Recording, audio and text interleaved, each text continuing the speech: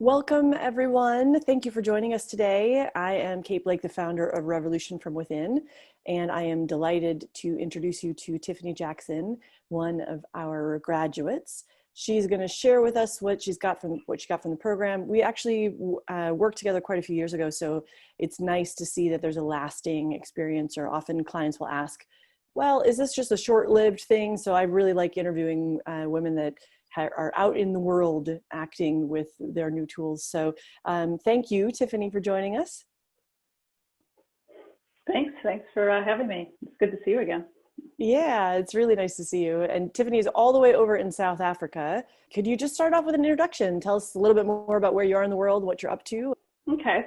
I'm a lifer expatriate. I am American, but I've always loved living abroad. And in 1993, as a diplomat, my husband and I left for good, little did we know. And we've lived all over. I have two sons who are both close to graduating college right now.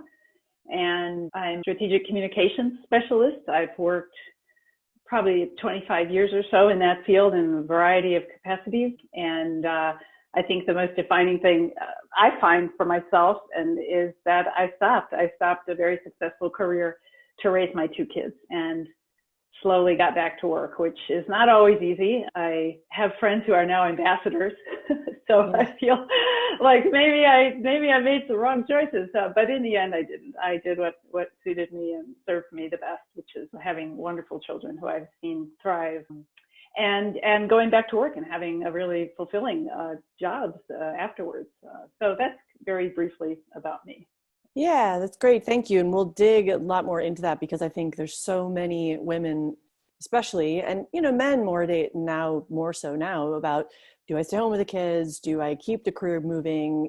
Will I be able to go back? All of those pieces. You were with the State Department and sort of moving up those ranks, and then babies came and all those pieces. So your story is not unique in a lot of ways and really extraordinary in many others. As we dive into the conversation about coaching and what you got from it, what were the main takeaways or the main results that you got from the program? I think the biggest takeaway was the removal of blocks. I say blockages in a person.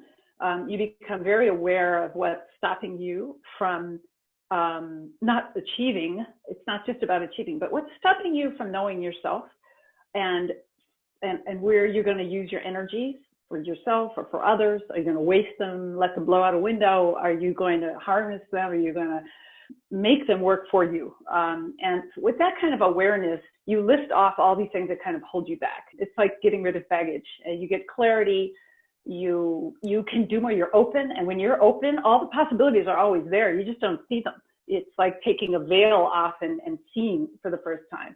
Suddenly, all these things you think were beyond your reach or weren't happening for you, they were actually there, and they're still there. And you can start to grab them and choose them and think about them. And you feel expanded, you feel creative and happy. And that was a key result. And the awareness of it is what really stays, because you feel it. Can you talk a little bit about what's the practicality of it in your life, or how you see it in a way that's more tangible, I guess? Yeah, I think the reality is it's a lot of little decisions.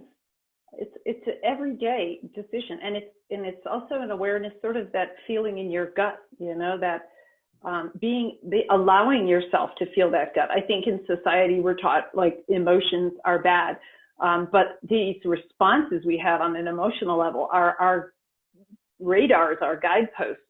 And so I think with all the coaching, you focus in on that. You focus in on what makes me feel good, what's a good reaction, what's a bad reaction, and why do I have these?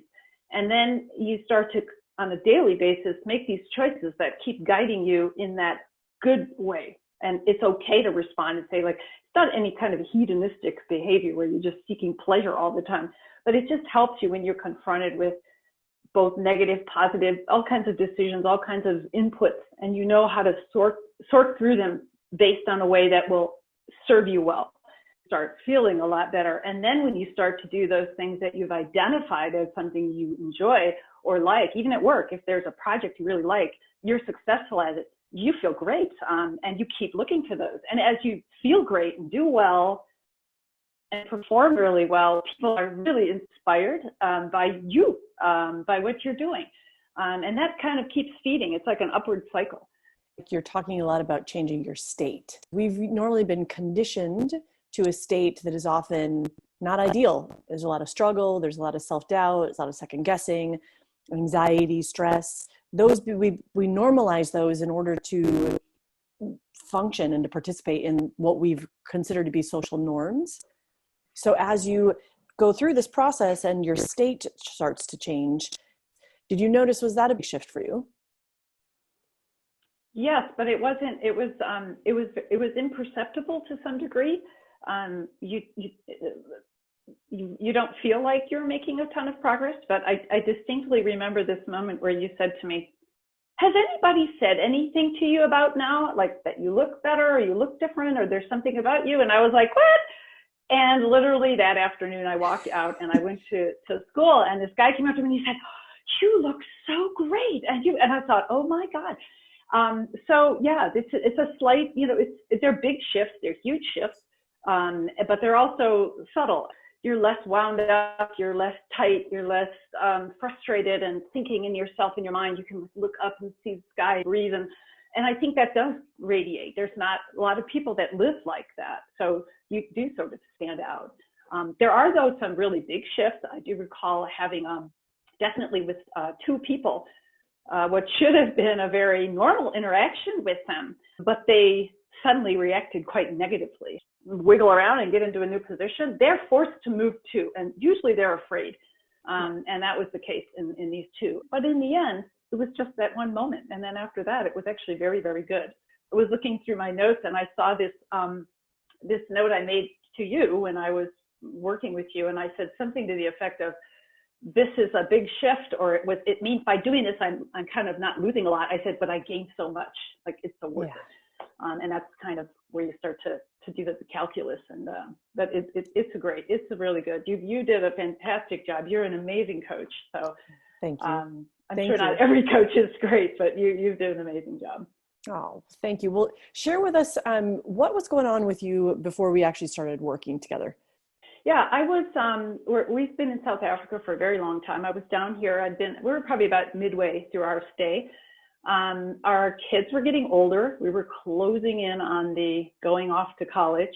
We had a question about, a kind of big question. It wasn't just a normal expat move. It was a real shift that was going to have to happen if my husband were to take this job. So that presented itself as sort of this big decision. But at the same time, I wasn't happy with my job. And I was feeling like I had to make a big decision on a number of fronts. And I didn't feel like I had the tools to do it. I felt really stuck, like super stuck and unhappy. And I was talking to my sister, and she recommended I give you a call. Fundamentally, once you pulled all that stuff away, I was actually really just very, very unhappy and very disconnected with my own feelings. And it's funny because we look at those surface decisions and believe that these, much like the surface inputs that come, that these are the things that are making us unhappy. And I have to laugh when I think about a bad job. I'm like, how could a job really fulfill me, right? In the long run. But we like to think it's that. Oh, it's my job, or it's my colleagues, or it's the school, or it's my kids. They have drama, they have issues. It's none of that. It's actually you. And finding, again, that, peeling away all that stuff that kind of blocks you up. And I have conversations with women pretty much all day long about whether they're at a point in their life where they can recognize what's actually going on and they're ready to do something about it. Especially as mothers, putting ourselves first is just, it's selfish, or it's self-centered, or, whatever other list of things that we make it about, or just the fact that we often are not good at receiving. So what was it that was actually going on with you that you knew, like right when you decided it was the time to do it and that it was important enough for you to do this for yourself? I think in the course of our work, I ran across this issue of responses, and there was the response, are you doing this out of love or out of fear? And when I heard that, I realized that my first priority was my kids. I realized if I kept behaving the way I was or mothering the way I wasn't going to be as good a parent as I could be. I wasn't going to be as good of a support for them. I mean, parent's a funny word, but I mean, I needed to finish raising these men in society. I had to raise young men, and I had a good home for them. I had everything I could have wanted to make that happen, but I wasn't feeling good at it. And when I heard that love, fear response, I was responding in such a way. And it dawned on me that if I continued as in that light, not only would I kind of derail a lot of good that was already happening, but they would learn that ultimately and probably not be very happy young people. So that's when I think when I wasn't enjoying being a parent anymore, and I know it's hard when kids are little, they can be fun. I mean, tiring, but they're easier and fun, and you read to them and do things with them, and it's very romantic and lovely and fun. It can be. And then they get older and it becomes much more difficult, and they are farther away from you during the day, and they're going to be getting farther and farther. And I think what you said is true, that you give so much of yourself. So I saw that as all kind of a negative thing, but in reality, it was all like a negative for me. Like I kept the bar for my kids. So in fact, in my own mind, I was thinking, I'm such a bad mom, but I wasn't. I was holding the bar, but it was eating away at me. It was the cost to me. And by becoming a bit more aware, you get to be happier. The coaching really helped me learn to diffuse all our interactions. Like we all bring baggage into it. Even little kids who have no baggage, they bring stuff in. They've got all kinds of motives and responses. So to peel all that away was really helpful to get real clarity on what the dynamic really was versus your perception. Thank you. Good. That's great. The perspective on all of that between, being such a career woman and parenting and supporting your spouse and getting enough for yourself. Like, I think these are such important dynamics. And, especially right now with all the COVID stuff, instead of us just holding our breath and waiting to see if we go back to work, what they're going to tell us to do, right? Let's actually, I'm on such a mission about empowering women that let's actually redefine what it is that we're going back to that serves everyone in a way that's much more productive and helpful. Can you tell me or share with us, what have you tried before this? This is probably not the first time some of these things came up in your life. What other tools or what other aspects had you tried, and how was this different? I think when you go to sort of a psychologist or a therapist, you get some insights into sort of the why. You don't always get the how. And with coaching, the process that you as the coach are introducing, gives you those tools. And then, it's up to all of us as the coachee to actually create those results. But you give us the tools. And that is this important bridge between someone who's going to really peel away, like, what happened to you that makes you respond this way, and like this very really instinctive core kind of way, versus what you do, which is to say, okay, when you react, here are some tools to look at it a different way, respond to it a different way, and in a way that helps you. That's great. Yeah, thank you.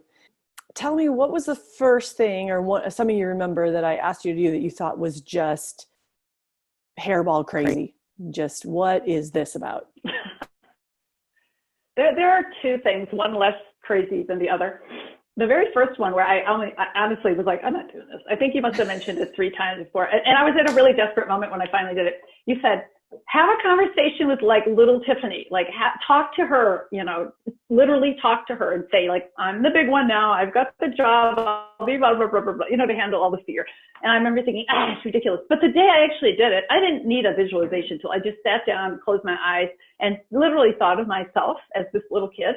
And I started to do that. And then whenever I got into a really bad situation, and it worked. And then the other one you asked me to do one day is you said, okay, ask 3 people, every day this week, 3 times a day, ask someone to help you, even if you don't need help. And I remember I was at work and there was a box and it really wasn't that heavy, but I went to somebody I knew. I was like, oh, could you just pick up this box and bring it in my office? And I remember feeling so stupid. But it was good. It really worked. Why was picking up the box helpful? What did it help you with?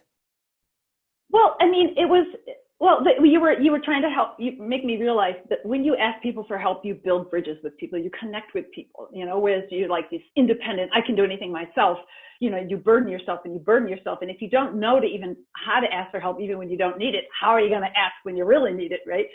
So, yeah. And that notion of like, oh, well, I can pick up that box. I'm strong enough. Like, am I acting like a wimpy girl in an office? But I did it. And I was like, whatever. I mean, I felt kind of like I was acting a bit.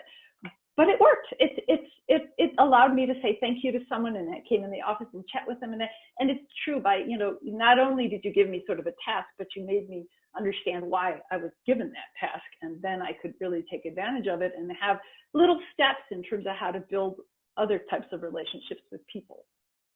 Yeah, it's great because I think what you're sharing is really about how do you create more intimacy in your life.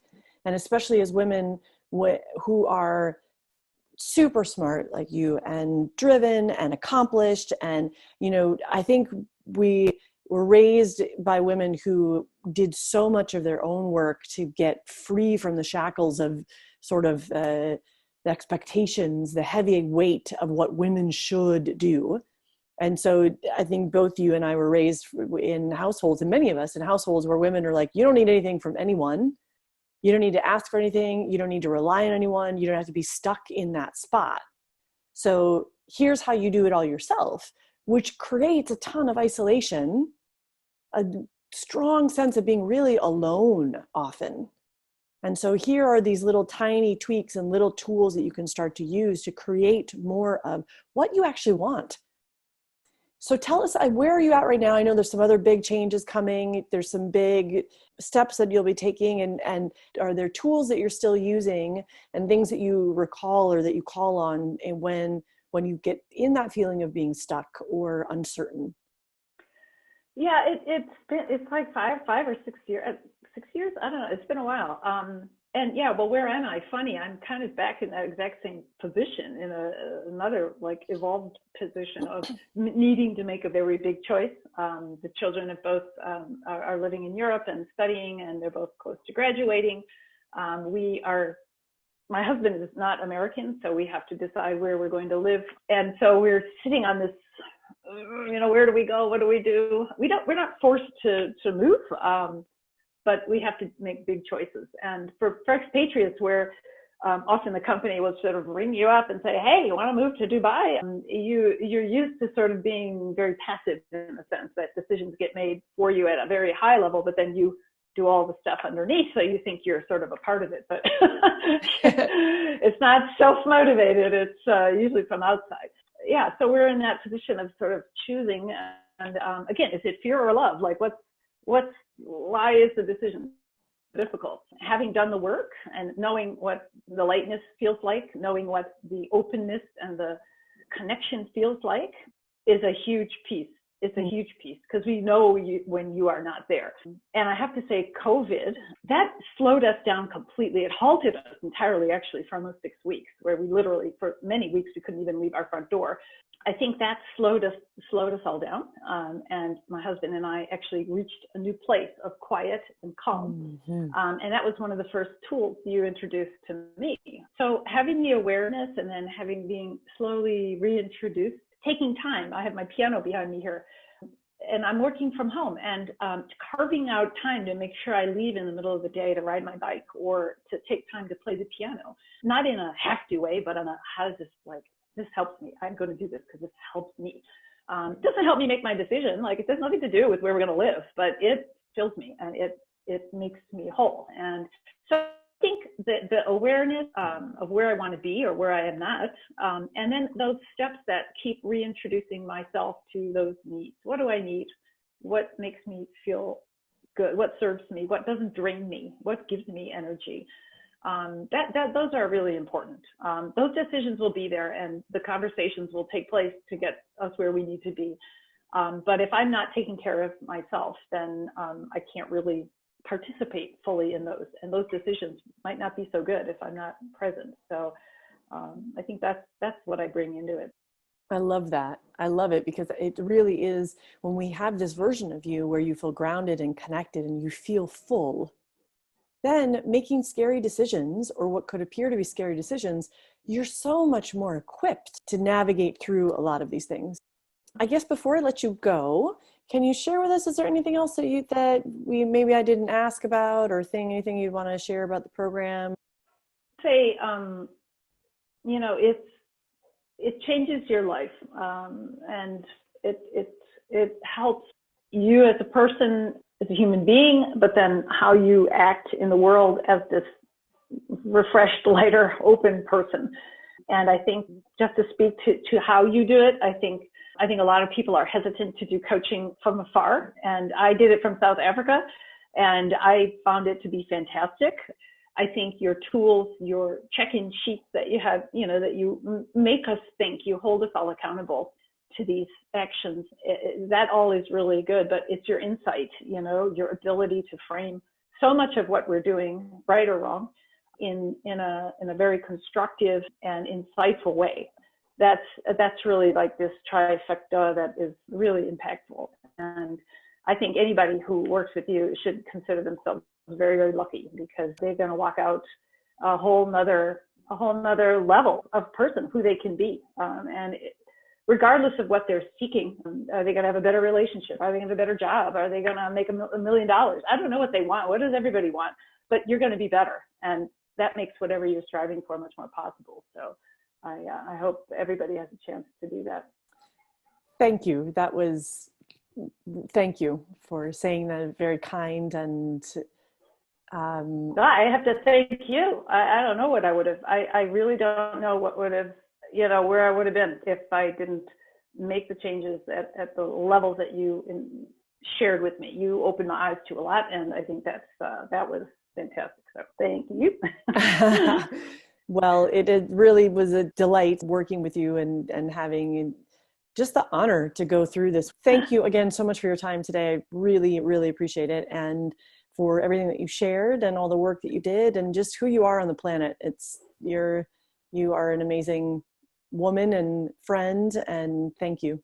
Yeah, tomorrow's Women's Day in South Africa. We have Women's Month, but tomorrow's Women's Day. So I'll walk into it with all the nice thoughts. Oh, very good. Very good. Well, good night to you. And thank you everybody for joining us, and we'll talk soon. All right. Bye.